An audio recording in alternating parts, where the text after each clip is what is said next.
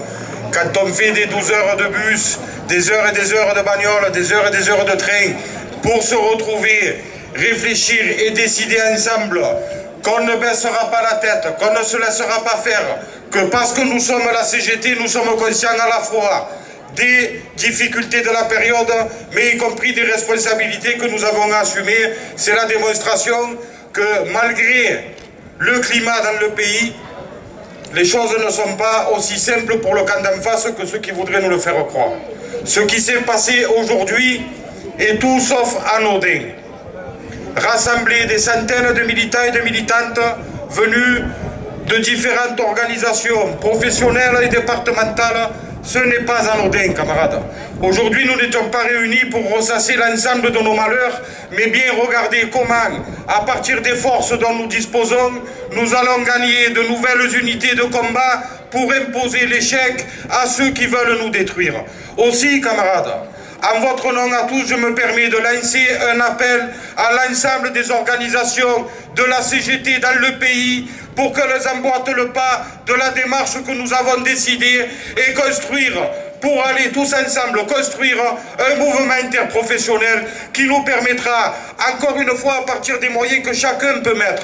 Il n'y a pas ceux qui peuvent faire la grève reconductible et ceux qui ne peuvent pas faire grève du tout. Que chacun mette ce qu'il peut dans le panier. Ils ont voulu organiser une société de flux tendu. Ils ne peuvent pas tourner sans nous. Chaque grain de sable comptera pour gripper la machine. Partant de là, camarades, cet appel, nous devons le relayer partout. C'est la responsabilité de chacun et chacune d'entre nous, de toutes nos organisations. La crise financière du capital, qui est permanente, qui se double d'une crise sanitaire, aura fait au moins une démonstration. C'est que ce système est incapable de répondre à l'intérêt général et à prendre en compte toutes les situations. La solution, elle se trouve ici. La solution, elle est dans le monde du travail, elle est dans les couches populaires, elle est dans ceux qui vivent les mêmes choses. On ne peut pas se contenter d'entendre des arguments d'économistes ou de politiciens qui n'ont qu'un seul but, nous endormir. On ne peut pas se contenter de ça. Les chiffres parlent pour nous. Et nous, en réalité, camarades, je ne veux pas repartir trop loin dans le passé, mais qu'est-ce qu'ils penseraient de nous, les camarades qui ont mis sur pied la sécurité sociale, dans un pays ruiné, où le PIB était quasiment 10 fois inférieur à celui que nous connaissons aujourd'hui? Qu'est-ce qu'ils se diraient quand ils apprendraient que parfois, certaines de nos organisations, non pas malhonnêtement, mais sont obligés de rentrer dans des négociations de plans sociaux, de plans dits sociaux, parce qu'on est tellement isolés les uns les autres qu'à la fin, le seul choix qui nous semble être possible, c'est d'aller négocier la régression sociale.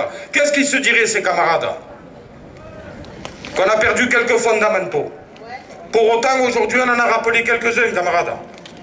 Et on sait les uns et les autres qu'à partir de nos fondamentaux, on peut recréer la dynamique collective en capacité de nous faire gagner. Et à ceux qui nous diraient qu'on pratique là une espèce de repli identitaire, de la nostalgie, des temps de gloire du mouvement ouvrier, à cela il faut qu'on leur réponde tranquillement, il n'y a rien de moderne. Rien de moderne dans le fait d'aller négocier des sacrifices pour les travailleurs qui créent les richesses. Les archaïques, ce sont eux, parce que ce sont eux qui font vivre les solutions qui nous sont imposées depuis que le patronat existe. Savoir dire non, c'est commencer à bloquer la machine et à imposer des solutions qui vont dans le sens de l'intérêt général et du progrès social, de la justice sociale, camarades. Ne doutons de rien, ne doutons de rien. Et quand je dis ne doutons de rien, il ne s'agit pas de construire des solutions entre nous dans une espèce d'entre-soi. Il s'agit d'être confiants dans nos capacités d'analyse collective et nos capacités à les porter auprès des travailleurs, des travailleuses, des chômeurs, des privés d'emploi pour en faire des idées majoritaires et nous mettre en capacité de les imposer. Camarades, ne doutons de rien et surtout ne doutez pas d'une chose, c'est du fait que les organisations qui participent au CCN présentes aujourd'hui porteront le mandat que nous avons décidé.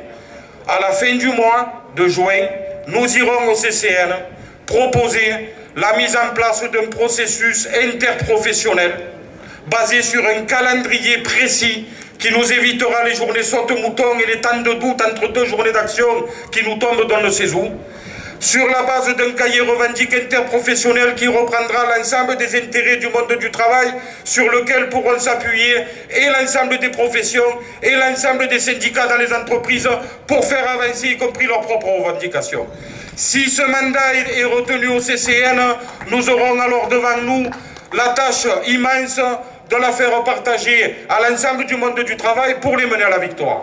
Si ce mandat n'est pas retenu, les organisations présentes aujourd'hui prendront avec vous toutes les dispositions pour faire vivre ce processus, parce qu'il est hors de question que nous nous laissions faire et qu'on se couche devant les dictats du capital. Camarades, ne doutez pas de ça, nous le ferons et nous le ferons jusqu'au bout. Je voudrais, pour terminer, parce qu'il y avait aujourd'hui beaucoup de boîtes, beaucoup de secteurs en lutte, d'autres n'ont pas pu être là ou ont fait le choix de ne pas être là. Mais malgré tout, ils sont aussi en résistance.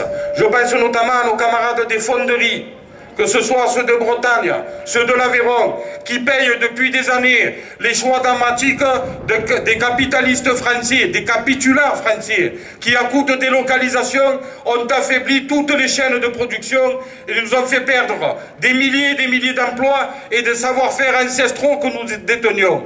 Camarades, à ceux-là, à tous ceux qui dans le pays se battent et relèvent la tête, on leur dit très clairement, camarades, nous sommes avec vous, à la fin on va les ruiner parce que nous sommes le nombre et parce que sans nous ils ne sont rien. Merci et à bientôt.